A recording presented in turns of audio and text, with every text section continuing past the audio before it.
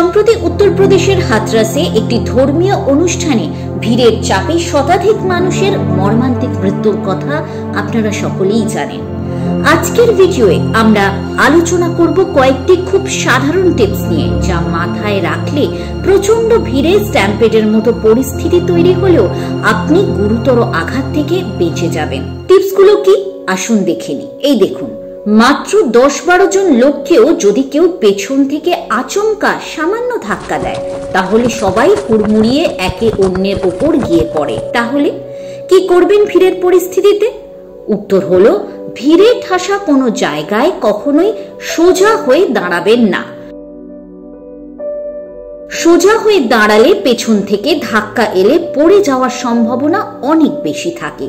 তাই দাঁড়াবেন একটু ঝুঁকে, অনেকটা বক্সাররা যেভাবে দাঁড়ান সেইভাবে। এতে ধাক্কা এলেও শরীরের ভারসাম্য অনেকটাই বজায় থাকবে। এবার আসুন দেখি, ভিড়ের মধ্যে যদি কেউ কোনোভাবে আচমকা পড়ে যান, তাহলেও কিভাবে নিজেকে গুরুতর আঘাত থেকে বাঁচানো যায়। ভিড়ের মধ্যে অসাবধানতা বশত বা ধাক্কা খেয়ে যদি আপনি পড়েও যান, তাহলে কোনোভাবে চিত হয়ে শুয়ে থাকবেন না।